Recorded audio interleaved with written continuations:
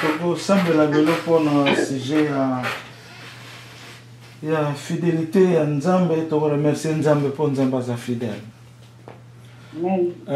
Nzambe za fidèle parce que asali makambo nyonso na bolingo na ye elakisi ke aza fidèle. Tomoni fidélité ya Nzambe, Nzambe atombolaka moto oyo epai Nzambe atombolaka eza esika bato bayebaka te. Esika oyo eza misère, esika oyo eza na mawa, esika oyo eza na kembo te, esika oyo basundola, esika oyo babwaka, esika meme oyo bato babosana, balobi ke tobosana bango, soit tobosana ye. Esika ona nde Nzambe azalaka, eza na verset moko na Bible, Nzambe alobi azana biso tango toza na souffrance wana. Eloko moko nayebisaka bato, Nzambe azana ye, Nzambe achangaka te. Nzambe soki adeplace oyebi eleki basanza boni bambula boni atelemi moke asala mwa tour boye oyebi eleki bambula boni. Alors yango na biso nde foto ozala baviolent po toperde pe temps na biso te. Temps na biso eza nécessaire, temps na biso eza examen na mabele. Pour lobi tolobaki ke Nzambe lobi il a créé l'homme pour servir Dieu. Il a créé l'homme pour servir Dieu. Nde yango na lelo to remercier Nzambe pour na aza fidèle. Abosanaka likambo ya promettre bana na ete azali lent en colère. Akoki kosilika mais asali te. Moto aloteli ndoto babomi moninga basali moninga mabe. Naloteli ndoto nazelaka kaka kufa. Mais akufaka te. Nanga nalotela ndoto moko babomi ye, babuki ye, mais akufaka kaka te. Kolera Nzambe manifestaka ndenge wana te. Pour il est lent en colère parce qu'il est fidèle.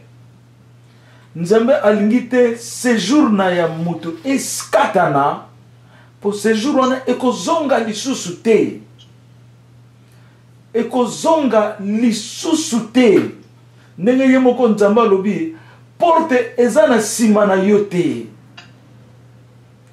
Porte ya kozonga na sima ezali te. Donc yango moni Nzambe yokaka mawa pour asalaki biso to servir ye, mais muto abosani mutu kuta mimoni kutu ke yende muto aza na place Nzambe. Yango la Nzambe asekaka biso. Mais bana Israël to uti musika mingi. To uti musika trop musika mingi. Frère, on a beaucoup souffert. Israël to uti musika. Na violence c'est ça na Congo par le pouvoir de l'instabilité. Congo mona makina kati ya libulu. Quand le Congo est tombé dans un trou, toute l'Afrique est tombée. Alors, yamona lelo photo remercier Nzambe oza fidèle. Nzambe vraiment oza fidèle. La fidélité na yo Nzambe. To pamboli yo mingi to sanctifier. Tozana oyo tokoko pesa yo te Nzambe. To bandi déjà osambela. Tozana oyo tokoko pesa yo te. Oyo tokoko pesa yo za motema na biso. Makanisi na biso. Âme na biso. Force na biso. Pensée na biso. Nde to pesi oyo tolobi. Toute notre personnalité, nous le te donnons. Parce que vous êtes notre fidèle, mon amour. Amen. Vous êtes notre fidèle Nzambe. Esika yo tambolaka, esika batu batambolaka te. Po yo za Nzambe ya discrétion. Amen. Po yo salaka lokola mutu te. Yo salaka na bunzambe. Mutu azo sala ndenge musuni na yeza kotinda ye. Po musuni eza ennemi ya kati na mutu. Libanda ya mutu elingaka na kati ya mutu te. Mais na kati ya mutu ezalaka mawa, na kati ya mutu eza bonzambe. Po Nzambe azalaka na kati. Amen. Po Nzambe asali mutu temple na ye, po Nzambe apemaka epai na ye au nom de Jésus. Amen. Nzambe lelo tobeleli yo oza fidèle na biso. Oza fidèle ya pana Israël oyo Yesu oyaki pona bango. Oyaki pona kokufa pona bango. Osalaki lisumu te. Mais ozwi mawa ya fidélité na yo. Oye kokufa pona bana na yo. Po olingi te sanya a régner likolo na bango. Po yo moko kaka wana osalaki Satana wana. Na fidélité na bolingo na yo tomboli Satana na likolo. Atambolaka na ba bijou angelaka. Azalaki honoré na likolo ya ba angelo. Lelo baso benga ya Nzambe. Mais yo no salaki ye po yo zana bolingo ekoleka. Po yo likaki ye mingi abaluki. Mais ayebaki nyonso eza yo Nzambe te, ayebaki yango te. Pe akoki koyeba yo te. Po yo za supérieur ya likolo na nyonso. Oyo azo sambela yo Nzambe aza témoin na yo na loboko ya munene. Lisu na yo moko eza trop vaste au nom de Jésus. Amen. Eza munene koleka. Merci mingi Papa Jésus. Tupamboli yo pona fidélité. Tupamboli yo pona milimo oyo simbi ya bato lelo. Oyo zongeli. Ata oyo bazonga na mabele na kimia. Nzambe oza na contrôle na bango. Amen. Oza na contrôle na bango. Yangwana ozo zongisa. Biso lisusu na mokili. Poto ya kokokisa mission. Oyo basilisaki te ozo zongisa bango. Yangwana opesi biso la caveté de la Bible. Amen. Opesi biso oyo bombama na kati ya maloba. Alléluia. Po yo za Nzambe obomba maka. Po oza trop fidèle. Po ozali Yahweh. Po osali nyonso na bolingo. Tangu yo zotala nga face à face naza na yo nazotala yo boye. Nazomona o tokokoloba na anglais gentle. Nazomona présence ya regard na yo epai na ngai. Alléluia. Totalisanaki face à face boye. Makila na nga na mai eza kotambola susu te. Nzoto na nga ekokaki koninga na lisusu te. Kaka lisu ezotala yo. Motema ezobeta. Mais nyonso eza kosala susu te. Po oza Nzambe. Amen, Seigneur. Namonaki yo na musika te. Pembeni face à face. Yango na Nzambe. Oza Nzambe ya mawa. Oza Nzambe ya fidèle. Olobi soki mutu amoni Nzambe abiki. Pe atia esika wana ezala elembo. Yango na esika oyo tobengi yango les chapelles de guérison et de prospérité. Amen. Oyo olobi kezali loi euti na likolo.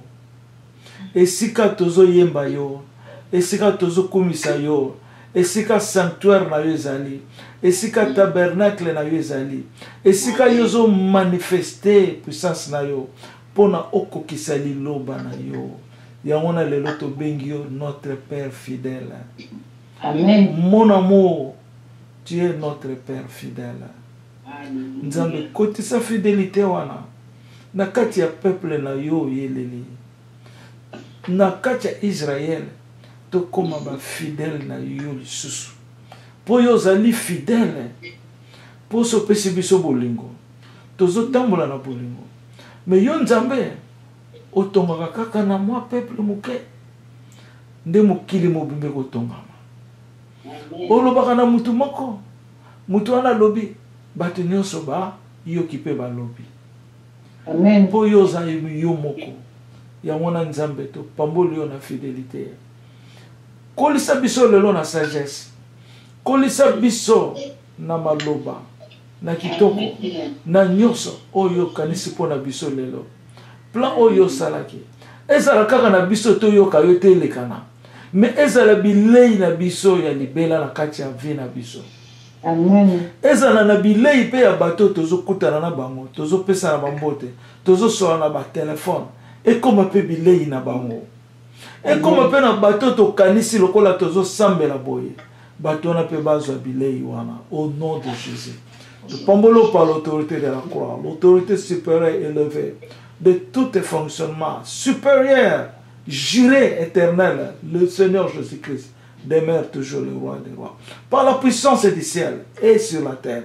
Seigneur, il n'y a que toi qui es notre amour fidèle. Dans le nom puissant de Jésus, que nous te bénissons. Amen. Amen. Amen. Ok. Alléluia. Amen. Alléluia. Amen. Alléluia. Alléluia. Lelo toko développer makamususu na lobaki te lobi. Bon, toko pesa sujet muke ya mama Ani. Mama metozana mama Ani. To nakanisi batu muke deja se ba yoki mama Ani. Mama Ani to yebi ete nenga lobaki. Yepa yebi bisote. Mais mama Ani ayoki liloba. Et pas ya mama mete. Mais Nzambe asali na kati na ye. Nzambe alaki asali distinction. Nzambe asali élection na ye boko personnel. Ya ye Nzambe. Amen. Donc mama Ani, Nzambe alataki mama Ani. Nzambe asekarne na mama Ani. Pour mama Ani aloba élection ya sali entre Elinzeza na Mosengo. Donc na bisabino batu balobi na likambo yo batu balobi Elinzeza c'est quoi? Elinzeza c'est qui? Elinzeza c'est qui? Balobi lobi Nzamba yoki mitema na bango. Nzamba ke kozwa kaka mutu moko azanga ntina na miso batu. Mais epai Nzamba telemela kezana ntina. Amen. Epai Nzamba telemelaka ezana ntina munene koleka bato batongi ba building. Alléluia. Amen. Amen. Bato batongi bazoko c'est impression na mokilo yo. Mais Nzamba ke koloba a une pauvre mère. Oya zoko kemba kuna na kati Kinshasa wana. Oh Seigneur. Oya kanisa kite ke lelo Nzamba kolobela ye. Mama Ani wana Nzambe nde akoteli ye. Mama Nzambe nde asali jugement na ye. Alobi entre Mosengo na oyo kuna ngana poni Elinzeza. Mutu alobi na ye pona nini oponi Elinzeza. Ye alobi ngana kopona Elinzeza te. Ata ye Mosengo aza musakata ndaza musakata. Me ngana poni Elinzeza. Po ye Emmanuel azana kati na ye. Amen. A confirmé likambo ya Emmanuel. Wana nde Nzambe mutazo loba. Bandeko na ngai toyoka ndenge Nzambe alobi na kati ya mama Ani po toyeba likambo oyo. Tolanda ye malamu. Ngai mama Ani ndeko na bino kati na Yesu. Yango naza kozinga naloba na bandeko na biso ya mboka na biso. Ndenge biso tozotambola na mboka mpona esengo eza makasi mpona kati na Yesu. Yango mina naloba boye ndenge vision ngai namonaki bato mibale. Na bato mibale wana sikoyo pale napona moto moko oyo nga nazopona mpona vote na ye. Ngai naponi moto moko moto moto adi te yo kopona moto wana te ezopona wana pona ndeko na yo oyo ya mosakati. Nga nabi te ngai nakopona ndeko na nga mosakata te oso nga naponi ye akoyebaka fami na ye. Iko ndeko oyo nga nazokopona oyo nayebi ke akopona moto te akolinga moto nyonso. Yango nga naponi kaka moto oyo. Yango revelation nga namonaki ke ngai moko namona ngo nabi Nzambe moto alobeli ngai eza makanisi na ngai te. ezali eloko nzambe moto alakisinga tokona konsa na ngai ngai moko nazomona na kati ya motema na ngai te naponi eli nzeza ndeko wana mosusu naponi ye te nayebi eloko eza kati ya eli nzeza to Emmanuel aza kati na ye aza komisa yango biso nga namonaki yango wana jo wana mpe na ye epe ya ser na ngai apesi ngai mpe napesa ngai telefone nayoka makambo jo oyembaki ke nzambe aponi yo osalela ye na nzoto mpe na motema na yo mobimba nzambe aponi namonaki na maloko mona bafilme na filme mosusu balakisaki ngai Yesu Kristo aza likolo ya poni nakoma na butu na lali tongo bali koza na ba 5 heures na bombeli bazokolakisa nga vision wana ya Yesu Kristo amati na ponda batoko ayedalo eyisa yaya na tala eloko nga na moni ya bi eza malamu yango ba vision nga na monaki lelo mpe na ekolala namoni elanga eza monene elanga wana babandi kokata yango na suka kuna nga na di elango eza ya ngai mpo nakata elango oyo nasala mosala oyo bato oyo bazokata kote oyo mosusu wana ezali elanga na bango elango oyo eza elanga na biso biso tosala mosala kati na elanga toyeba kati ya Afrika toyamba liloba oyo nzambe apesi biso na kombo na Yesu amen. Nzambe ayebi quand est-ce que tu seras délivré. Nzambe alobi continue kosambela mpo na kana yo, continue kosambela kolemba te. Ozomona bon yango na mokuse topesi nzambe merci tosambela su mpo na mamani mpo na message na bato balandi yango bayoki yango babengi nga mpe balobi eza message moko profond. Mais sikoyo toza de privilège kolenga liboso Saint-Esprit yoza ndako na ye ya libela eza teke akokende non ya libela. Amen. Nous sommes des privilégiés. Nzambe azo vivre na kati na biso. Emmanuel aza ndako ya Nzambe. Aza lumière ya Nzambe. Azali ndenge ye moko Nzambe alobi. Emmanuel azali fonctionnalité ya Nzambe. Soki tolobi fonctionnalité ya Nzambe ningo loba mouvement nyonso Nzambe asalaka c'est pas la puissance ya Emmanuel. Bongo sikoyo Nzambe anafande pa ye na yo. Yango no omoni avant to prier je m'excuse nzambe azo kotangelo mondo na motema wa pasi ya Congo mingi eye pona mentalité ya mabe ba congolais na libanda ba souffrir mingi pona mentalité ya mabe pourtant yoza na nzambe vous pensez que mauvais vous agissez que contraire mais nzambe wana sana yo. Mais on se rappelle un problème. Bah, monsieur, c'est comme si on le dit comme Nzamba, moi, on va sauter. Pour Nzamba, pas ça quoi, dire si, mais t'es mal à bon pour bailler, bah, était. Comment il peut la Bible? Alors, donc, faut te faire attention. Amen. Alors, donc, tu vas répéter le sous ma cam. Tu vas le lobby. Bato bayoka gite bayoka ngolelo. Eza na likamo na lobaki te lobi nazalaki nano komédite yango na méditaki yango mais ntango na yo kokoma na révélation ya na lobaki ya suka nazopesa bino vision ndenge na bandaki kozwa lobi nayebisaki bino yango te révélation ya liboso nazwaki namoni nga nazotambusa motuka mwana na nga wana aza liboso na côté ya driver donc na côté ya passager na côté droite nanga mais namoni azobina azoyemba azobina na kiti nazotala ye azobina na ndenge moko donc lokola plafond ya voiture epasuka mais nga nabi mais mwana jamais azalaka trop timide mama mo yayebi ye aza trop timide na personnalité na ye ya moko akoki koninga na ndenge wana te leki na ye mpe na ya nsima na mobali kuna donc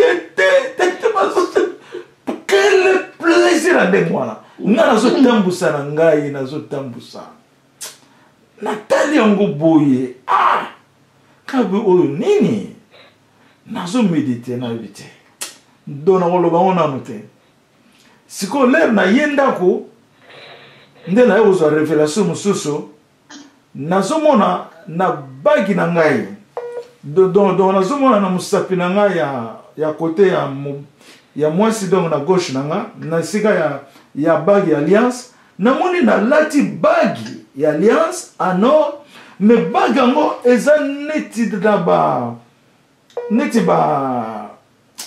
boule comme tel te mais neti batiata neti triangle mike voilà triangle triangle mike et encercle ngo na bagi yango mbala moko vision esilinga kaka ndenge wana nga linzambo ozolakisa ngai bagi nga nayebi nga naza na alliance na oyo na mosapi eza le magere mo oyo ekomi oyo ezalaka loboko eza nikema mpona na couple bagi soki eza lokola mariage ya mwasi na mobali me naza kocomprendre ke ezali eloko moko spirituel oyo nzambe azomema ngai sikoyo nde naye komona na makolo na nga manzaka na nga bakata yango manzaka ya makolo wana oyo ya misapi ya minene wana mibale ekoyano me manzaka yango eza ya mutu boko tala geya donc lokolo ne kokozala ta ba 50 cm donc lokola bato akala wana alors je me rappelle que ngai na mimonaka ke naza tai wana na kati na ngai namonaka ke mutu naza na ye na kati na ngai aza ndenge wana donc na manzaka wana na ye komedite ke ezali ngai oyo aza na kati na ngai ye wana nde alakisi ngai ke akati manzaka na ye sikoyo nabandi komedite manzaka wana bon oyebi manzaka eza eloko moko ebotaka na nzoto ya moto ntango manzaka ezobota ezalaka na signal moko ntango ezokende okata yango ezalaka na signal moko lokola ya sanza cela veut dire que manzaka asalaka parcours ndenge mpe sanza esalaka parcours donc ndenge linzaka ezobotela ndenge mpe sanza abimaka ye monene ake kosuka après aye kobota lisusu donc manzaka mpe akendelaka ndenge wana donc okoki koyeba saison ya vie na yo a partir ya manzaka na yo okoki koyeba saison ya vie na yo na likambo moko boye talaka manzaka na yo ndenge ezokola amen biso tu tokozala ndenge moko te na manzaka na biso ndenge ezokolela eza na likambo nzambe akosala na kati na yo ekomarche na saison ya manzaka na yo omona pembe moko eyaka wana ezokende malema edisparaître linzaka mpe koli okati yango olongoli yango ekoya lisusu ya sika ekokola okati yango alors naye komedite ngo na sanso oyo eza makambo mosusu nzambe akoyebisa boye te nzambe apesi yo sagesse aza na kati ya motema na yo aza koinfiltre yo ocomprendre message nini ye azopesa yo cela veut dire étape toleki étape oyo lokola linzaka wana ekoyaki tolongwe na étape oyo saison mosusu tozalaki nango toleki yango sikoyo tokoti na saison mosusu na kati ya royaume donc tokoti na saison oyo ya orientation sikoyo saison ya orientation ya Congo tokokoma ti esika nzambe ayo alobi likambo ya orientation ya Congo Amen, nalingi bo comprendre. Ce que mutayo ki bien te tuninga dona o répéter. Pour o ezali enseignement. O ezali koyeko la vie, koyeko la enseignement. Enseignement o eko salisa yo na vie na yo mobimbe salisa pe bato misusu. Sikoyo na manzaka wana na méditer ndenge na yebisi bino ke to bimi na saison moko eseleki pour manzaka koyit. Saison ne seleki. Toza toujours na saison ya Emmanuel, Molimo Santo. Sikoyo to koti na saison mususu. To koti na saison mususu. Na voyez sabino saison to koti ta to kende. Bon, et c'est quand tu comprends, tu as réponse, il y a baïgoneza na musapinanga elingi koloba nini. To na monaki awa happiness nenge na lobi mwana azobina tout ça na kacha mutuka lobile na yebisi ya seke lembi. Na biomona lobi o ezali ba americain mabe yango fani. Ozomona. Donc na banotanga sikoyo révélation nzamba alobiawa au nom de Jésus to wuti na église ya mabe to wuti na église ya mabe to koti na mokili ya sika to nzambe déjà ça indikaki biso ke le serpent a conduit l'église na mona kinyoka zobima na kati ndako église. Tokoti na mokili ya sika oyo azali Jésus-Christ.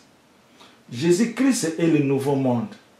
Les raisons memanga na likolo na espace na mokili oyo, mais na niveau ya espace. Alobi nanga eli tanga na likolo. Wala toza na likolo na espace. Na tangi nazo tanga biba koma le nouveau monde de Jésus. Alobi tala lisusu na tali na likolo alobi omoni nini? Na yebse na moni ekocho ba kangilaka yo oya nzube wana mais ekocho ngo eza sona ba nzube te eza sikoyo na ba eka ya aigle ba masala ya aigle ozomona nde elekelaki wana mais na monaki na likolo ba koma le nouveau monde de Jésus.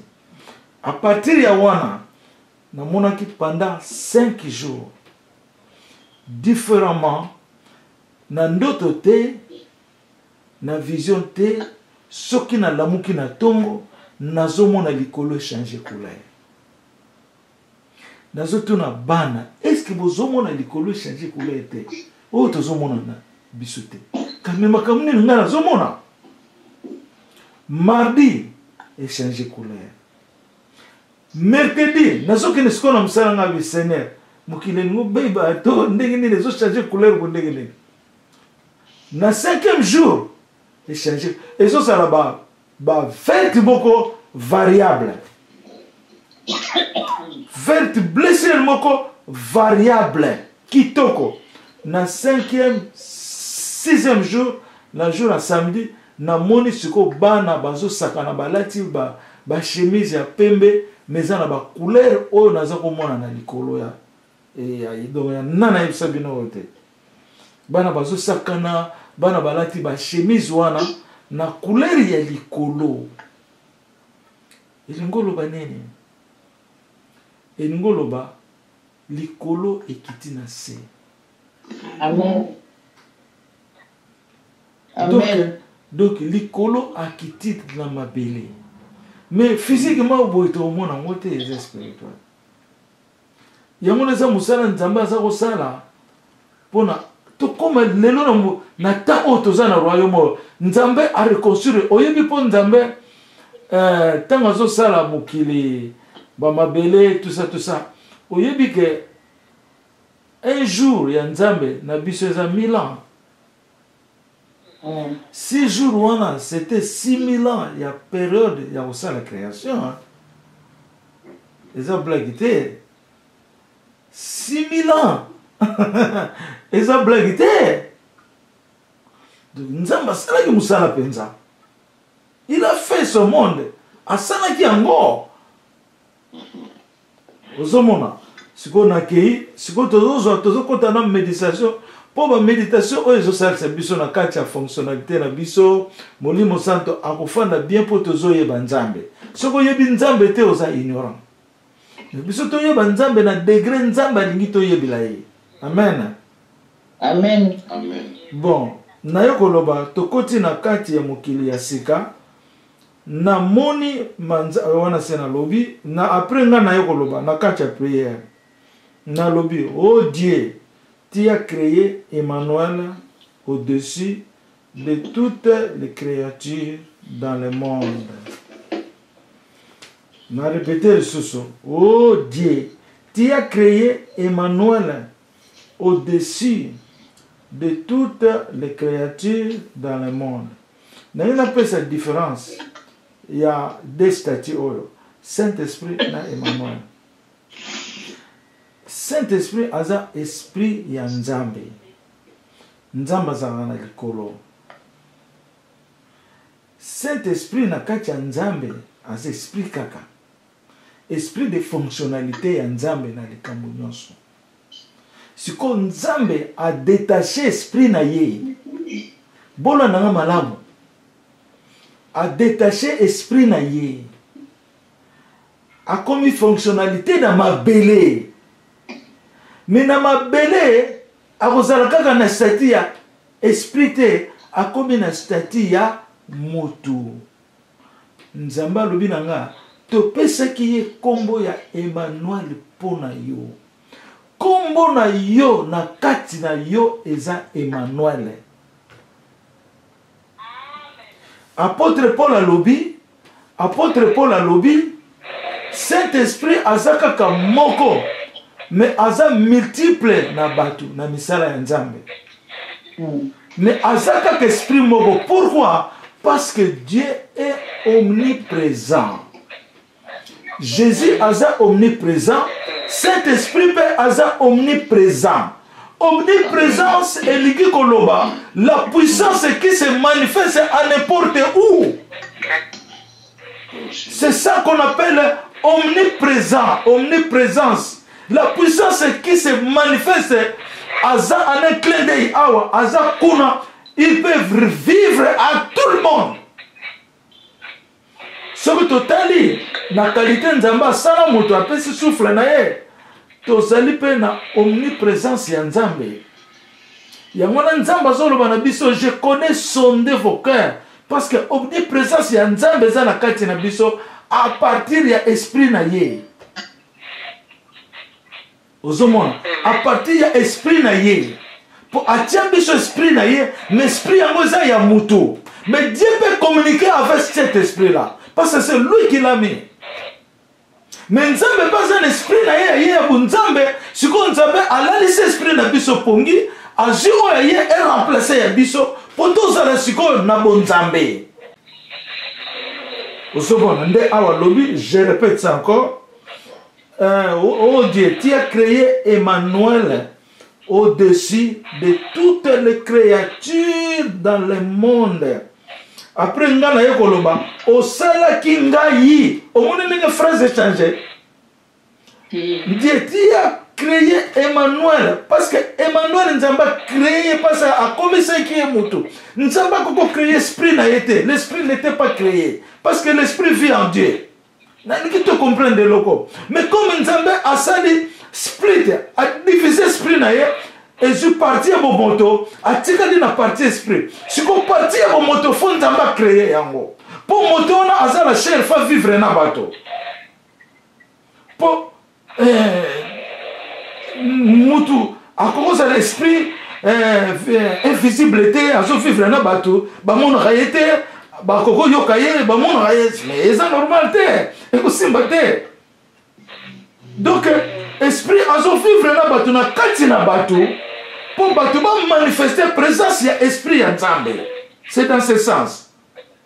Tango ye na kati na yo a manifester présence ya Nzambe na kati na yo yo komi na Nzambe o komi exceptionnel siko obando manifester Nzambe vis-à-vis ya bateau. Na omniprésence na ye pour azala oyo Nzambe akofanda comme direction na ye, comme tabernacle, comme sanctuaire na ye. Amen. Et ça c'est difficile pour vous comprendre, mais nzamba fongola bino mitema. Amen. Na bande la le sous bien. Esprit Saint moko, hein? Mais Esprit Saint on a peut faire de multiples ya ko vivre na batinyoso, hein? Esprit Saint mais en qualité de l'homme. Donc il faut créer comme mutu pour mutu ndazala na mabele. Pour na likolo za ye nzambe. Ce que yo comme na likolo, c'est pas l'esprit ozasu na chero yo na likolo te. Chero esuki kaka na mabele awa. Esprit ezomi na nzambe. Musuni bakundi yango esili epoli, c'est fini. Etika likaka statut ya mikuwa comme identification na yo. Mais esprit wana oya nzambe, nzambe akomisi yango mutu lisusu po ye nzambe akoma comme l'homme. Yango na Jésus alobaki Dieu se verra à l'homme comme Jésus-Christ se verra à l'homme. Ça commence par le Père et ça vient par le Fils. Mais par la puissance du Saint-Esprit qui flamboie le royaume de Dieu. Amen. Amen. Tu comprends bien. Ce que tu comprends, c'est toute la question. Naye koloba, osala kingai na premier jour avant osala eloko nyonso. Nzamba sa loba na ngango kala na loba na ye bona bano loba ka sikoyo.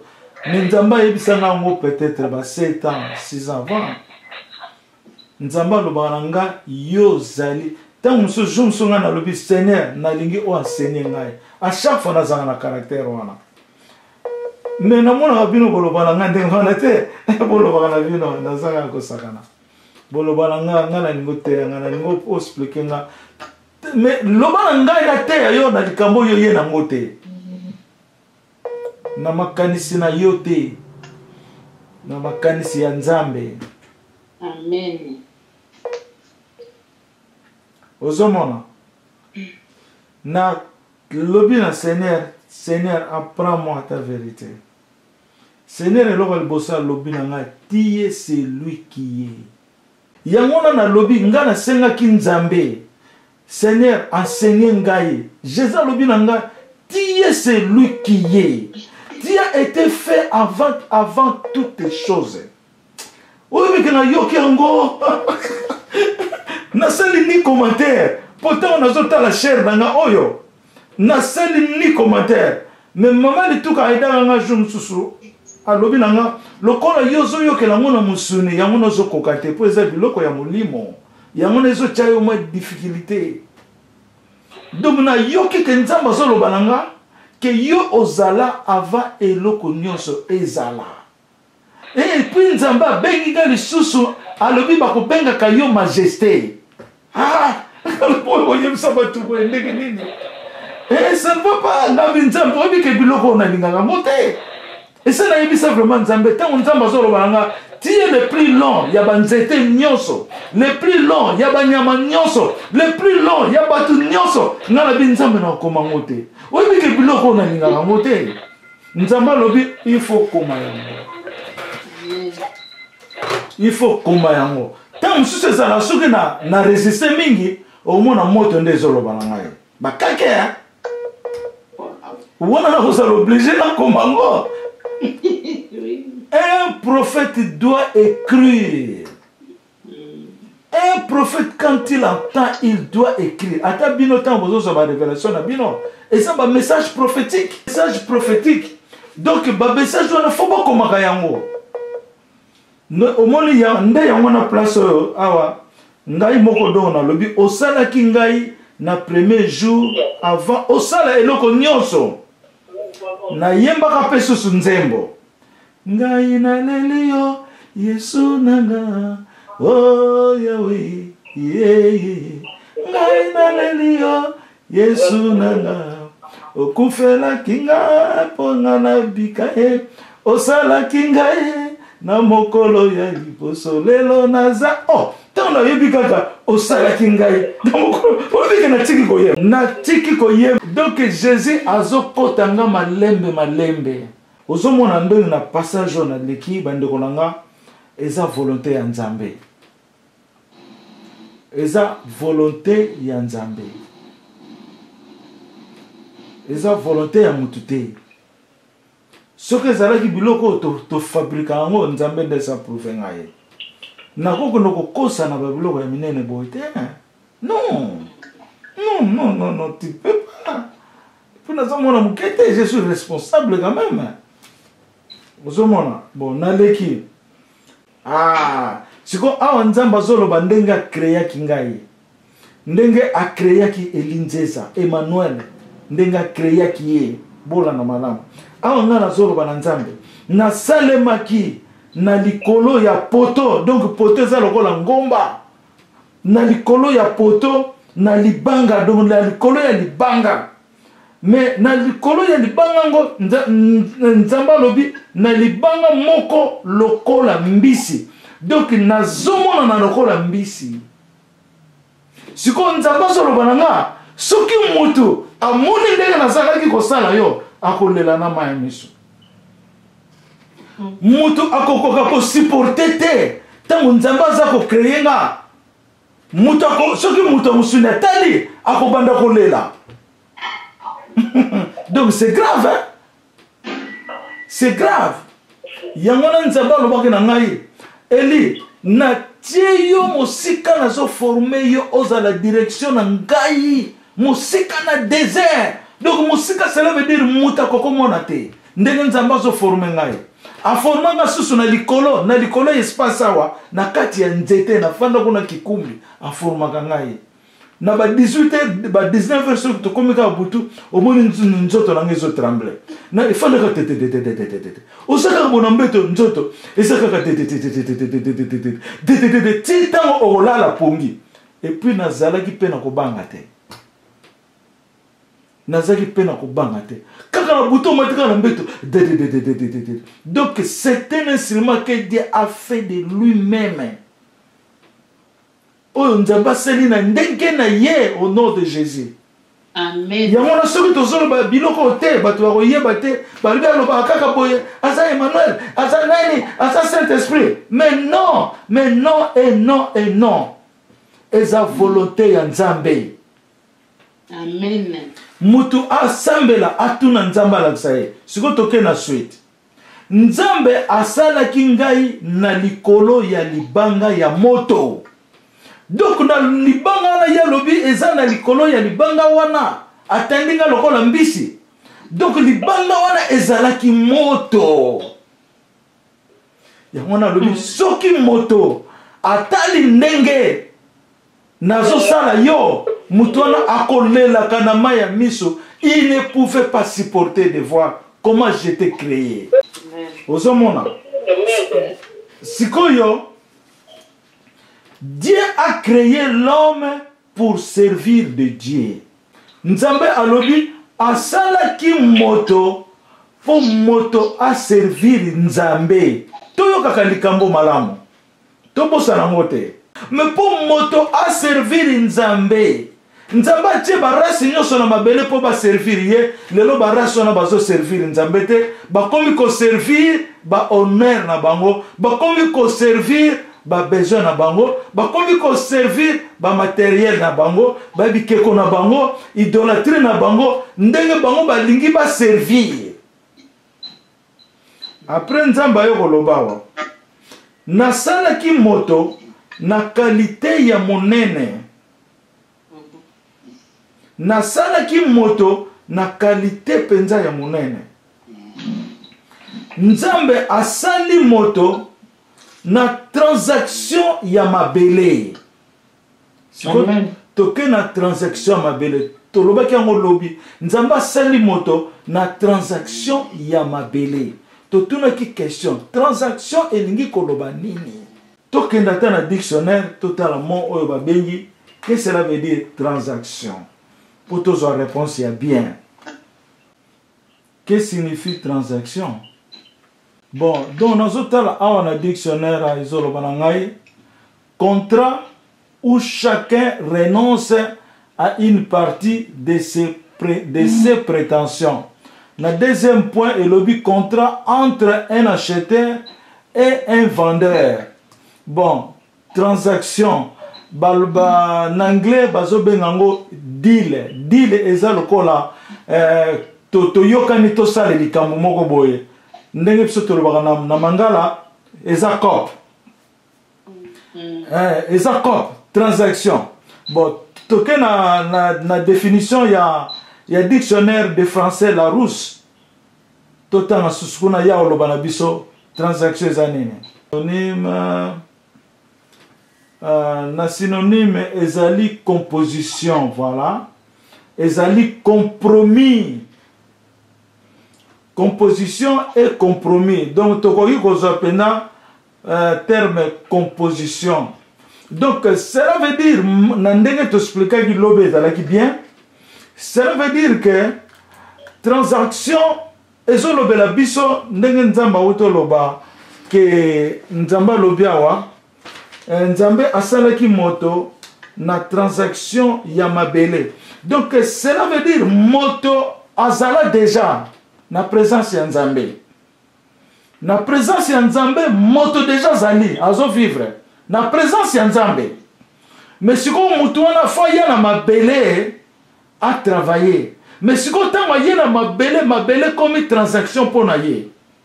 Donc mabele est sans lié départ ya ko vivre. Donc mabele est permettre ye pona azala exitant na mabele oyo. Donc le corps de chair ezali transaction za mabele. Donc mabele za loko la transaction za loko la ndenge Yesu ayaki na mabele. Yesu abotamaki nanu na libumu ya mama. Donc maman Marie azalaki la chair. Mais Yesu pe ayako kota na kati ya la chair par la puissance il y a transaction, il y a Saint-Esprit. Ça, c'est la différence. Donc, Saint-Esprit, c'est la transaction, il y a Jésus-Christ, Nakati Alibumu. Mais azur le corps de Marie. Donc, azur le corps de Marie comme azur le corps de sable, transaction. Donc, à Manadjaki, la transaction Mibale, il y a puissance à Saint-Esprit, na ya mabele. Donc, azalaki na deux transactions. Ozomona. Alors, nde yango ozomona ke mabele, ils ont permettre bisoto vivre en chair. Donc ma belle zali transaction pour la biso. Ozomona. Donc ça lokola basali virement ndenge totangiawa virement monétaire ya banque mbongo so kende mais mbongo na fois esa la transaction na pays moko les obligatoires ce que ça les transactions te mbongo na ekoma na Congo te. Donc mbongo ekoko longwa na Europe na banque moko boye et que directement na Congo et simba te faut esa la transit mbongo na ba banquier na bango o baza corporel baza na mission moko pour esa na ba lien ce banque les na lien te mbongo kene na mboka wana te il peut faire que par commission ozomona donc ba bengo ba lien de transaction donc ma belle pour na biso ezali transaction yango na nzamba zoloba asala ki moto na transaction ya mabele. C'est ça qu'on appelle la caveté de la Bible. C'est ça qu'on appelle la caveté de la Bible. Donc les secrets cachés de la Bible. Na lobi bien okoyokango na mukili mususu te. Nzambe awotoko yebisanga. Alobi nenge na solo la kana yo. Na solo li yango na batote. Mikolo yo. Ndenge na so solo la na yo. Na solo li yango na batote. Amen. Na solo li yango na batote. Nzambe mutalobi yango ezanga ite. Oya chetembe atuna ye. Nzamba lobi la caveté de la Bible eza na royaume biso tozali ngai na bino. Royaume o Jésus alobaki oyo Jésus alobaki ke la bonne nouvelle est que le royaume de Dieu va propager le message de Dieu à toute l'extrémité de la terre. C'est ça le royaume. Et ça le royaume susteza o ngai na bino tozali aho. Sikoyo na continuer toke sikoyo la naissance d'Emmanuel on a checké titre donc awa nzamba lakisi biso ndenga créaki Emmanuel elinzeza pour Esprit Saint nazo répéter bisoso Esprit Saint bakoko créer ngote comme Jésus bakoki ko créer Jésus-Christ. Ozomona pour eza déjà na kati ya bonzambe. Mais siko nzambe lokola renyaka na likolo, nzambe alingi régner na mabele. Mais nzambe ko régner toujours à travers un homme. Donc nzambe ko régner na transaction ya mabele. Donc transaction ya mabele eza elinzeza. Pour te comprendre bien. Amen. Amen. Nzambe ako régner na mabele na transaction mabele o eza elinzeza. Alakisi biso ndenge asali ngai. Toza ko continuer na nécessité. Siko awalobi la naissance de Emmanuel. Ndenge nini asalaki Emmanuel oyo elinzeza pona a configurer ye na molimo santo oyo aza nzambe. Siko toke nzamba zoloba une joyeuse naissance d'Emmanuel. Le Seigneur Dieu était rempli de la joie quand Emmanuel était né. Le Seigneur était rempli de la joie. Nzamba pe ce titre yemoko une joyeuse naissance d'Emmanuel. Ezalaki na kembo na mona ndenge nzambe aboti mwana na ye wana apamboli mwana joie etondaki nzambe na bato bazaki na nzinga na ye. Na ko expliquer naissance wana ndenge na expliquer gilobi. Donc namonaki mwana botami Dieu le Père aza mwindu makasi mbinga ya mobali asali na donc asali nita lali likola mwana mais mwana za na se mwana botami sika bato ba cercle mwana bato baso pesa kembo baso glorifier mwana yako sakana te bongo papa na ye aza mbinga nazo mwana na tolo na mukongo donc azako sala pompage a tsoko glorifier mwana na ye tala force ande mwana fo bato bazo sepela na tali na likolo na moni ba rayonnement ya soleil ezako glorifier mwana wana ba rayonnement wana ekomi na mapapu ya aigle ekomi beneti sanza ba rayon sanza zobiba wana. Donc comme qui n'est ba fonctionnalité ya création ça na likolo moya mona na ki makasi ba rayon sanza mona ni aigle mona ni donc ezalaki glorification ya munene pona ko glorifier kembo ya mwana wana. Nzamba solo bananga sikoyo awa nzamba tenga makanisa awa alobi yebisa bango tango zalaki na âge ya 12 ans na tindela ko ba ange lourd ba yaki ko yamba yo nombre ba ange lourd no koko tanga bango te ba bandaki ko glorifier yo na ba trombone eza solo vis-à-vis boy nazaki na chambre papa nanga na l'heure wana il faut olala 18h au sukoli 19h aux anambeto. Donc père na biso tozo komona ye neti ba papa mosusu te différemment faut kende na mbeto ponge zale zalate na kena mbeto ponge zate na zomba kaka banzembo na wika ka mutasimi nga kaka na lokolo na ngai ya ne pitinga mbata muketa natali na moni mutu te na kena bangi na bimina msi père ba mutu moko atushinga na lokolo awa mais mutu ona zoye ba ete na moni te père ya koti na ndako ti atala tala bi na moni mutu te fanda no kima pongi pesa te na bano banga kaka na seconde na moni ba angelo bazo yambanga na ba trombone nazo yebisa bino tango na salaka témoignage wana na Congo mama moto zai na lobi tina ba angelo ba yamba na ndenge na yoza nani atuninga yoza nani multiple ba angelo kokotanga nombre te et puis bazana ba trombone lokola ba trompette bazo yamba yo na mabele. Quel honneur! Nde yango no moni nzambe a rappelé nga naissance ya mwana wana eza Emmanuel elinzeza nazo yebisa bino nzambe alobi kombo na yo na kati na yo ezali Emmanuel to ben na kati na yo alobi na kati na ngai Emmanuel to pesaki ye kombo ya Emmanuel. Donc nzambe pesaki Saint-Esprit kombo ya Emmanuel pona ngai mutu ya ko vivre na mabele. Au nom de Jésus. Ozomona nde yomona nde nzambe rappeler nga na rappeler likambo ya ba Angelo et puis na yebisa ki susu bino ndenge ba Angelo ba robotolonga guitare bazolela ba yembela ki nga nzembo nzamba poni lobiler to silisaki ko prier na bino nzamba yembela nga nzembo wana nzamba poni yo salela na yebisa bino fo boyemba nga nzembo wana oya ko yemba nga za mapamboli pesa nzembo oyo ba Angelo ya nzambe bazoyemba ngo foko yemba ngo eza na kembo na ngo eza bozo yembela ngango te bozo yembela ngo Jésus po Jésus wana nde mutaza na kati na nga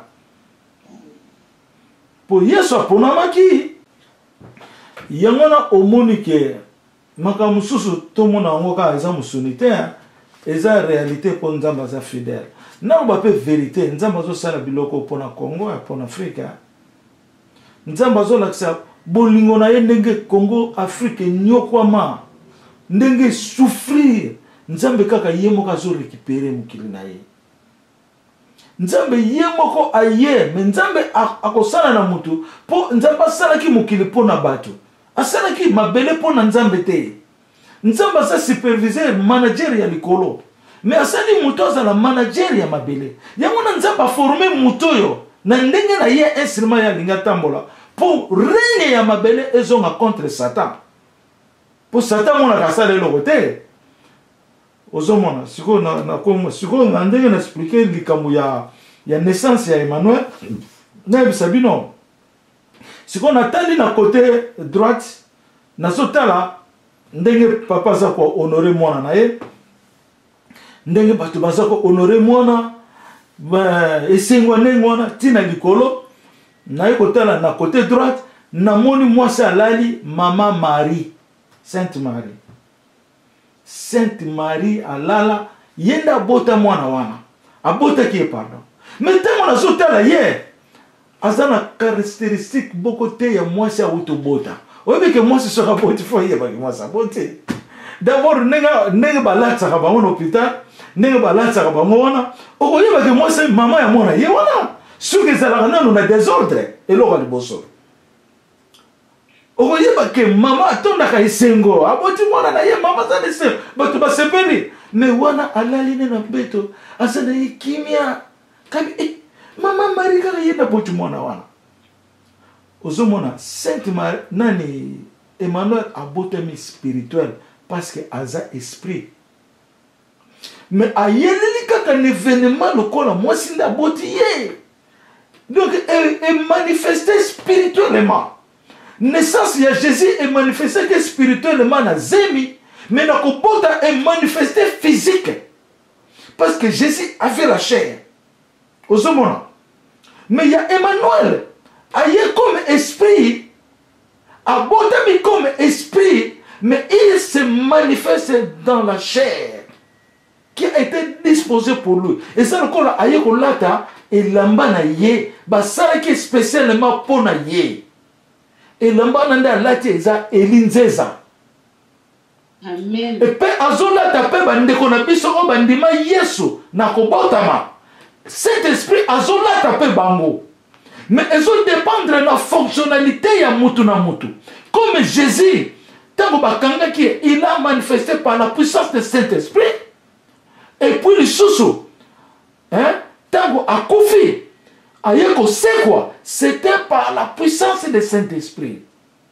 Esprit wana kako nzamba pesi biso comme promesse apesi biso makila Yesu comme pardon. Esprit wana na makila eza promesse mibale mais en vérité eza kaka promesse moko. Promesse kaka moko. Saint-Esprit na makila nzambe baza kaka moko. Comme Jésus-Christ na Emmanuel Basakaka moko. Comme le Père et Jésus-Christ, Basakaka égale 1. Si on a une histoire, Nzambe asaninga configuration na molimo santo. Nzambe atenga na kati ya chambre moko neti hôpital mais saki hôpital te. Sikoyo nazomona na kati ya salle moko eloko nyonso ezaki na kati ya salle wana eza ya pembe. Likambo nyonso ya pembe. nazomona bato oyo basalisaka lokola ba docteur mais baza ba angelo balati mpe bilamba ya pembe na kati ya sala toza 2 personnes oyo balalaki na mbeto ngai na mwana ya 16 ans mwana 16 ans alobaka te nga mpe nalobaka te bazwi ngai bakoko tianga na mbeto ya mwana 16 ans bazwi mwana 16 ans balongole na mbeto na ye baye kotia ye na mbeto na ngai babando salanga opération na katikati ya na mobimba na nga balongoli intérieur nyonso eza na kati na ngai basali mpe mwana wana opération balongoli intérieur nyonso na kati ya mwana wana 16 ans baye koremplace ya ye epai na nga bazwi ya ngai bake kotia epai na ye nde place ngai na Emmanuel tokoma mutu moko. Amen. Ozomona sikoyo basilisi ale bazwi ngai bake kotianga na mbeto ya mwana wana bazwi mwana wana baye kotia ye na mbeto na ngai mais eloko basalaki na mwana wana te ngai bazozongisanga mai mais ye bazongisaki mai te après opération wana esili naye komona quelque temps naye komona naza na kati ya mutuka mwana ya 16 ans alandaka ngai soki nake boye alandi ngai alobaka te nakende boye alobaka te azolanda nga epai nyonso nazali namoni bamama mibale ya mindele nake nayebisi bango bamama mpona nini mwana azolanda nga epai nyonso alobaka te aza kaka boye epai nyonso nga nazali natambusa mutuka aza nanga kamera batali nga boye balobi yo yebi te tu es rempli par la puissance par la lumière du Saint-Esprit mbala moko vision en esile nga bien Seigneur alobi nanga tu es le seul qui est complet nalobi bien complet pas rempli complet par le Saint-Esprit alobi yo oza mutu mais oza mutu te oza esprit oza pe mutu mais en vérité oza mutu te disiko nzambe azoloba na livre d'or soki bozosolola na elinzeza bozosolola na Jésus. Amen. Napesaki bino histoire ya likambo mariage ndenge na banda koexplique oningo bala mwasi luka chiffre na ye tala chiffre na yo liboso chiffre na yo eza 5 mwana mwasi wana faza na chiffre 5 po yo na ye bokozala likambo moko bokozala na trahison te epa yo kokende ya akoka kosupporte absence na yo te siko ya tuninga kombo na yo nani nalobi mpe nake kombo na nga Jésus Christ de Nazareth mbala moko révélation esili mpo nazopesa histoire ya ndenge wana atuninga kombo na yo nani nabi kombo na nga Jésus Christ de Nazareth. Donc elingi koloba que Jésus vit en moi et moi je vis en Jésus Christ. Amen. Comme le Père et Jésus égale 1, comme Jésus et Elinzeza égale 1. Nazo yebisa bino solo ozomona kutu ngai nzambe kuta lingi ndefona elingeloko bien po nga kutu nde moko na sala mo manœuvre moko nde na kokaka te mais nzambe pena alingaka pena na sala mo bien jour mama lituka akomaki atindelanga message alobi Jésus bonjour tout ça na silikaki na kombi n'importe quoi mais na butu nzambe alobi nanga le nom de Jésus-Christ vit en toi. Jésus-Christ vit en toi. Nga bien mama lituka nzambe limisanga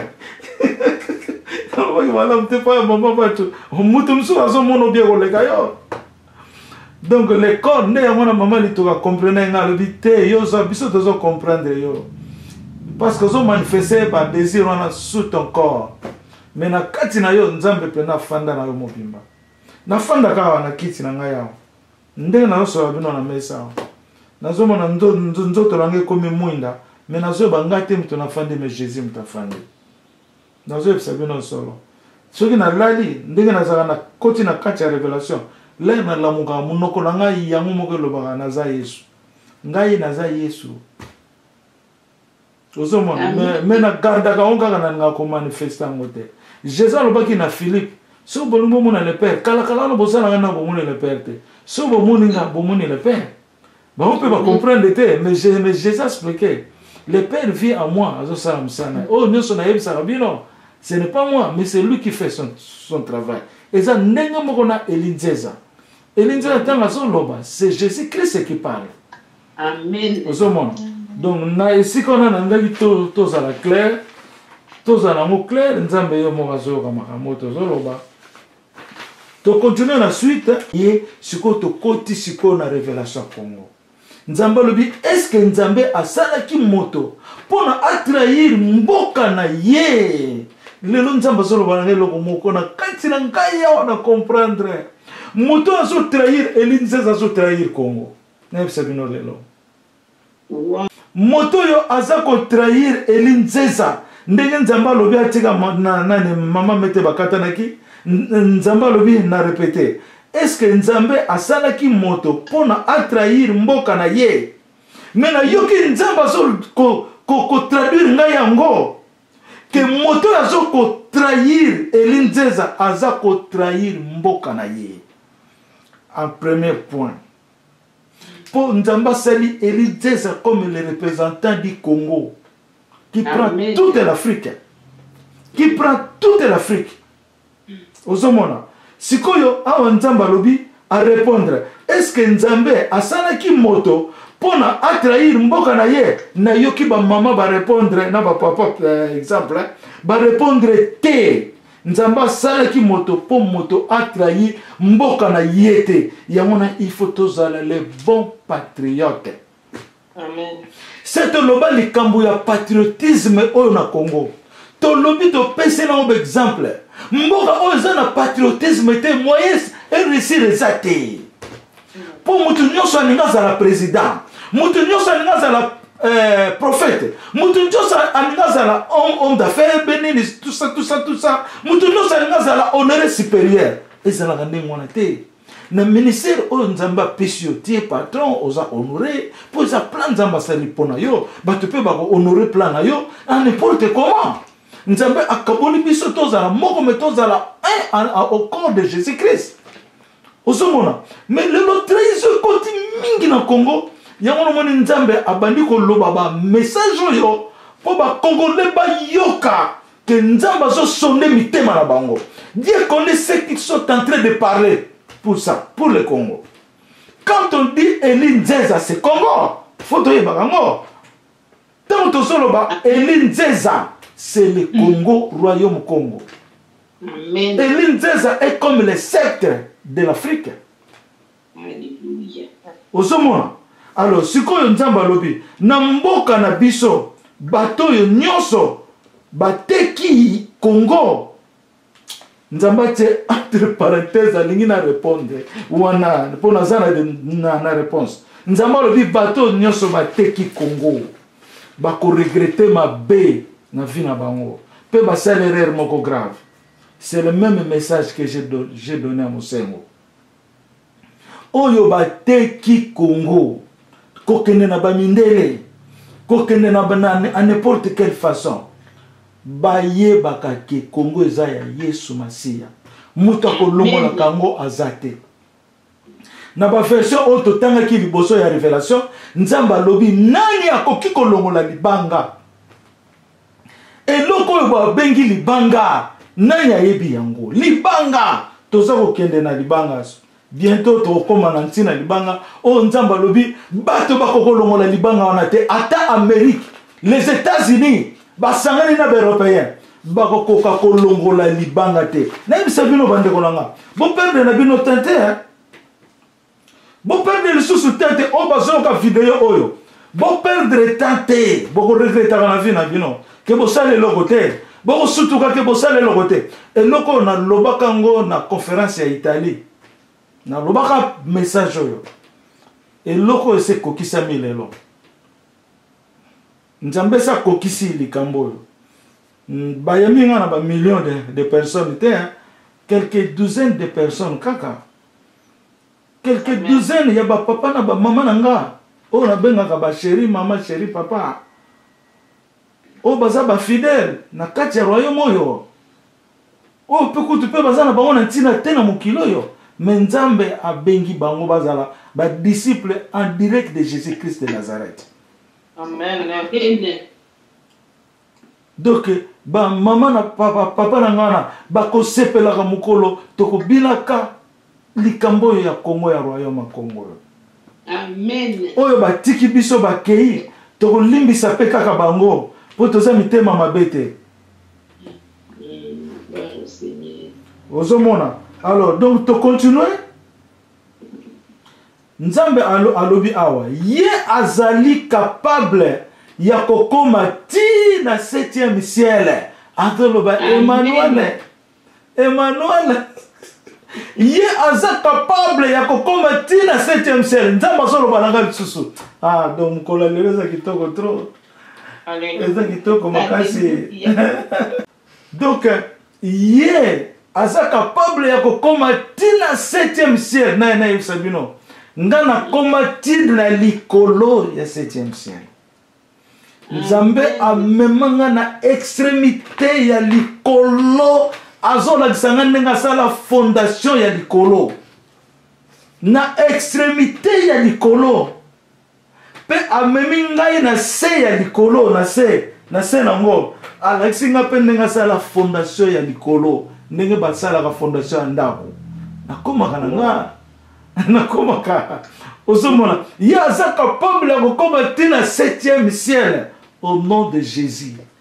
Tangu nzambe aza kotambusa nga na loboko na ye. Azalaki hors création. Na yebisa bino. Ezalaki na likolo te na mabele te. Ezalaki hors création. Po loboko te ngeme leki mokili bobimba bongo mokili yango ezale. Ça ne va pas. Ozomona. Donc sikoyo awa nzambe alobi na libanga oyo esalaki création. Tika na expliquer ngo bien. Libanga oyo esalaki création. Alobi ndenga salaki libanga wana. Nzambe alobi na libanga oyo esalaki création. Donc libanga oyo esalaki création o nzamba formaki yango. Asalaki yango ndenge nini? Azu mabele, azu mai na moto asangisi yango. Aza kotaye yango na likolo ya libanga na likolo kuna ya moto. Na forme ya mbisi. Donc, et comment libanga? Libanga wana za Emmanuel. Oya zana mabele na binoa. Amen. Amen. Yangona nzamba lobi. Nani to banani bakoko longola libanga wana na Congo? Ata Amerique akoka kolongola libanga wana lisusu te. Amen. Esili, batubona na bodo so ba répondre bino bo c'est la kembo à Jésus et moi ça m'a biso tout kota na kati ya Yesu. C'est trop tard. Alléluia. L'air ya politique c'est le qui, les a le société. Amen. Le Congo va diriger tout ce monde. Et c'est na ebisi bino tozu même na formule. Il y a deuxième avion, on va bien en anglais formule. Il y a deuxième avion. Donc les avions sophistiqués. C'est aussi formule. Le Congo sera le centre de développement. Il y a création dans Mukili Mobimba. Le Congo est encore vide. Na samote malabi nzambe nazobanga pona lobana yebo nzambe me bayibi bozomona te a répéter kuteneta yoki te mayoki makipango te poza na ntina te. Le Congo est encore vide. Nzamba bengaka Congo zamba ya David. Alobi soka zo sala assistance pour na Congo eza pona mutu moko babengi David. Nzamba kotika ka Congo te pona David. Congo ezali David ya Nzambe. Bino ba Congolais boza ba Davidien. Boye bakango. Bozali pe ba Élien, boye bakango. Amen. Ba bozali le vrai Israélite, boye bakango. Amen. Ozomona, na ebisa bino. Na bamboka mususu ba révélation neti mama na biswani azwa na scène pas n'importe qui. Na bamboka mususu ba nation mususu fo bazo bakisi ya. Ba Congolais bazo kono kozo bakisi ba magie bazo salere. Bino mo boza na kati ya révélation. Yo za munoko ya Yesu, yo kozo kono zo bakisi. Quelle ignorance! Quelle ignorance! Hein? To continuer. Awa siko nzambe alobi. Mema nzambe adresse un message pa na ngai. Alobi na ngai mema peuple oyo malamu na direction esengeli. Amen. Pamba te yo ozali orientation ya mboka oyo. Alléluia. Nzamba continue koloba. Alobi, ba prophète ya kala, ba pesaki ba prophétie na bango, kowuta na nzambe yango wana ekokisami au nom de Jésus. Donc message oyo nzamba alobi na ngai, mema peuple oyo malamu na direction esengeli. Nzamba pesi ngai responsabilité.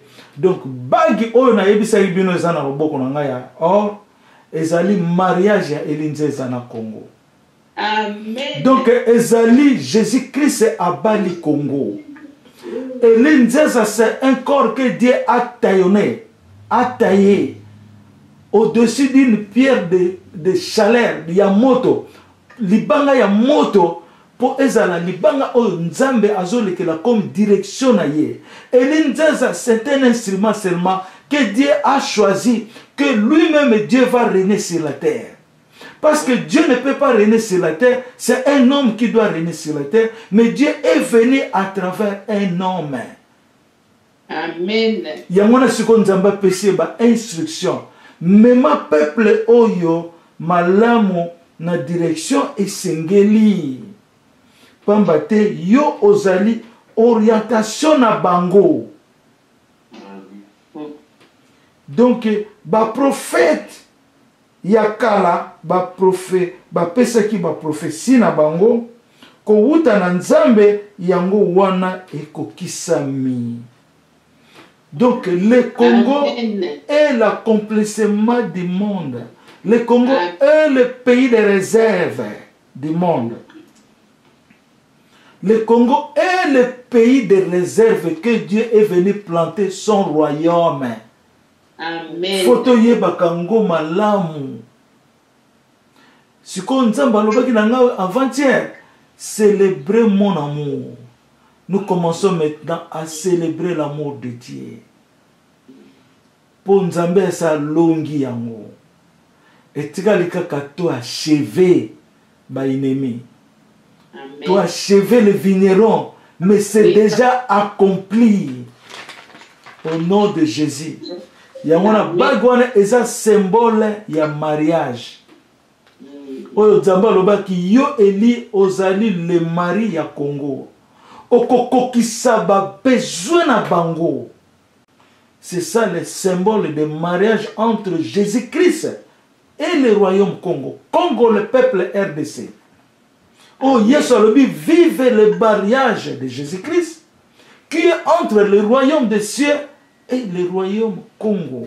Bon, nalobaki na bino ne bandeli wana, nazalaki na voiture, nazo conduire, mwana na ngai ya mwasi ya mukolo, et azalaki na côté ya passager. Donc mwana na ngai azalaki wana azako bina zo sepela joie étondie lobi to silisaki place wana te. Joie etondaki na mwana mobali wana bazo bina, bazo yemba, bazo glorifier Nzambe, bazo ko sepela. Ngana zo tala bango, bazo tambusa na zo kipete. Bazo sepela ba tondi joie na yebisa bino. Eza symbole oyo tozo loba na Nzambe aza fidèle. Amen. Donc Nzambe accomplit royaume ya David na Israël Congo. Royaume ya David oyo eza Juda ebandi kosala yango na nazalaki kotambusa. Nzambe saloba na nga plusieurs fois ozo tambusa na place ya David. Ozo conduire na place ya David. Ozo mona. Donc déploiement il y a bienveillance oyo famille nge salaki ezola kisaki Congo azo sepela ezola kisaki Congo azo déployer Israël azo sepela Israël azo sepela makasi yango lozo mona toiture la voiture kokaki même et donc et pasuka nangina pesa explication pour bolo bandeki na moni kaka bana na ye nazo zo bino lokola bano nga na boti wana ntango nazo yebisa mukolo nzoto na monaki alobi me eza fani na normal penga ko bina boite nakoko sepela pe boye te nga nalobi ezali yo te me ndenge bakongole bakosepela yo mpe kosepela me baisraelite bakosepela makasi makasi mpona nini eza na kati ya voiture mpona nini eza na kati ya mpo ezosymbolize royaume ezosymbolize epai nyonso tolingi tokotambola nga makolo kaka te soki ezali na avion nzambe mpe asalakisa nga naza kapitaine ya avion namona nalata teni kapitaine ya avion nazotambusa mpe avion namona naza kapitaine ya masuwa ya monene namona naza kapitaine mpe ya masuwa ya moke ozomona alors donc yango no omoni ke yango napesaki révélation ya ndenge bana bazosepela bana baza symbole ya bien baza bana mike oyo mosusu aza na 12 ans ozomona eza joie étonnée yango na Jésus alobaki c'est ça la joie qu'il te faut azoba na peuple israélien c'est ça la joie qu'il te faut sikoyo tokomi na awa lundi le 4 juin suite nzambe alobi loba na bango ke ngai natia yo roi ya mabele oyo nzambe azo alobeli nga sikoyo loba na bango eli loba na bango ke ngai nzambe natia yo roi ya mabele natia yo roi ya mabele nzambe oyo tozobenga Jésus Yahweh natomboli loboko na nga na kombo na Yesu loba na bango nga natia yo roi ya mabele. Cela veut dire que Dieu est fidèle par sa promesse. Amen. Dieu est fidèle, loba na bango ke natia yo roi ya mabele loba na bango yango na to continuer vidéo oyo bato bakoyoka ngo mais sikoyo soki nzambe alobi loba nako loba il est notre droit suprême soki alobi loba nako loba mais tant on a lobaka likambo ya papa olangi nga na nga kotia ba commentaire mingi te mais soki na évaluer ki yango bien soki na évaluer ki yango bien danger ezalaki makasi na mama olangi parce que nzambe alobi likambo eza confusion te nalobaki boye nzambe na message apesaki ngai naza na ngai limité napesa kaka message nzambe alobi nalingi na nga mpe komédite yango te mais bamessage mosusu nzambe na méditaka yango mpo nzambe soki alobi ata i oyo ata lettre moko nayebisa bino ekokokisama ntango ekokokisama bato nde bakopesa évaluation nango nzambe kutu te mais ndenge nzambe alobelaki message ya mama olangi nayebisa bino alobaki yango na kanda alobaki yango na kanda mais sikoyo nangi nasala commentaire moke nalingi nadresse message oyo na bacouple surtout oyo nyonso azoyoka ngai na likambo oyo ou bien naza koadresse message oyo na peuple israélite africain glorieux nyonso ayoka yango s'il vous plaît nalingi boyoka message oyo tozala biwelisa te soki oza na mwana na yo oza na mobali na yo bolanda nga bia alleluya Amen.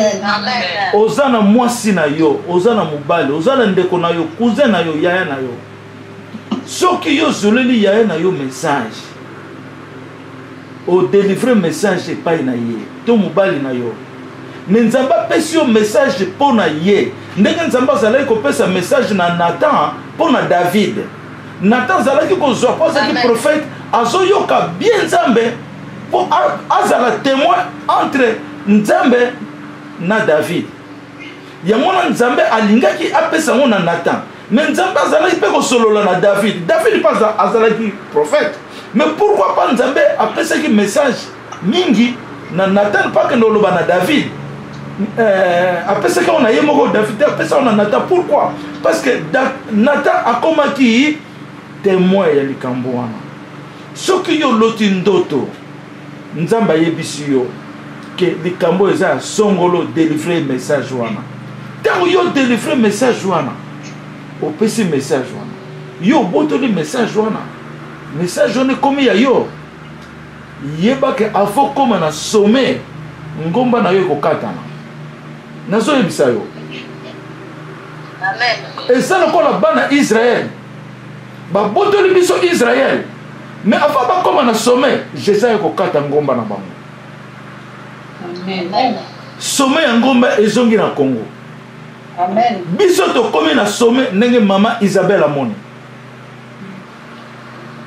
Nazo pesa conseil nzambe basakana na yete okoko botola lipa ya muninga te yo kono liango yo moko. Amen. Elle est ton mari, soit il est na koloba ndenge nini aza mobali na yo, soit yo za mwasi na ye eza na kati na bino. Koma yo kendo kwa arracher mutu onction ndenge wana nzambe atikeli yo mpe ntango azwa bahonneur nyonso olingi ozwi honneur nyonso oyo yo olingi honorese. Nazoloba ke mokili nyonso yoka soki bokotraduire yango na français na anglais etali bino. Faites attention, onction ya moninga kobotola yango te, onction ya moninga kobundisa yango te, onction ya moninga kokritike yango te. Soko okritike yango obundisi yango yeba kozobunda na nzambe. Soko obotoli onction ya mutu yeba ke obotoli yango na nzambe, me nzambe kokobotola ye te. Yango na tomoni ba conséquences oyo. Le mari, je vous dis la vérité, rien que la vérité. Papa wana, il avait trop confiance à sa femme. Nzamba lobi nanga kopesa moi si confiance, il y a 100% te. Si on pèse moi si confiance à 100%, au côté na piège à Satan. Nazolo babino tu bozo kangai. Nzamba sali mobali aza l'autoritaire ya moi si. Nzamba pe asali moi si aza la parfait, aza la fruit d'amour na mobali na ye po aider mobali na ye. Ça ne dit pas que yo moi si posa mayele koleka mobali, okono koleka mobali na yo. Non. Esa mala mutay. Esa la makamso soki na yebisi bino boko seka sekawa, bokata na bapanzi. Mais tina koloba ngo ezate. Yango na nzambe ayo kolobawa. Lobi apesa nga message wana c'était vers 21h34 nzamba lobi ngai nzambe nazoloba na yo loba na bango ke ngai nzambe na tia yo roi ya mabele yo elinzeza na tia yo roi ya mabele loba na bango. Donc eza likambo ya complexe lisusu te, likambo bino bofinga bosala o bino doko bolingi na nzambe sa kokisi liloba na ye. Yango na tobengi nzambe fidèle. Bon, na message mususu oyo nzamba yebisinga lelo c'était vers 12h nakati ba 11h na yoki passer Ben oyo ya kopesa na message ya mama Olangi. Passer Ben azoloba na ngai par la puissance de Saint-Esprit. Donc nzambe a utilisé ezali nzambe kaka zoloba mais nzamba lati corps na ye ndenge nzamba lataki corps ya mamani. Passer Ben alobi Tandulama Joseph Daniel azoloba na ngai Tandulama Joseph Daniel. Ce qu'on a surtout na Tandulama iningoloba nini? Tandulama Joseph Daniel. Donc il parle, il y a mission Joseph a silisa quitté, yango wana oyo Daniel a silisa quitté, lelo nzamba ayele libiso na bakombo wana bisusu.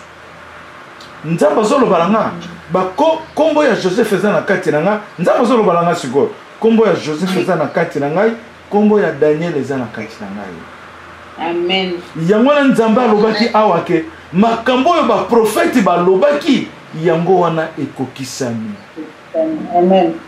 Oyo Joseph asalaki étant que économiste ya mokili. Joseph fut le premier économiste du monde. Ce que tu yeba kango te akota classe te. Joseph fut le premier économiste du monde. Daniel le prophète de Dieu qui parlait Nathan oyo tozalelo. Ce côté le livre de Daniel, ça parle de prophéties du dernier temps. Yangwana nzamba le livre yozo sala titre nango ezali de Daniel. Ozomona et puis après singa susu titre ya Diego Kao. Ndenge nzamba tindaki Diego Kao na kati ya Afrique pona abomisa nzela ya royaume Congo na ndenge table Israël ezalaki Diego Kao nda zalaki missionnaire pona ko sanctifier royaume Congo. C'est Dieu qui me l'avait dit. Mais Diego Kao tanga zongi mindele bazu secret wana nyonso ba nyati yango. Tant que na conférence à Berlin, ils ont changé tout. Il y a un mindele, ils vont payer leur prix. Je te bénis, Joseph Daniel. Donc, Nayango, tu peux me ici dans le chapitre au nom de Jésus. Na komona Yesu, tu l'obis. Amen. Amen.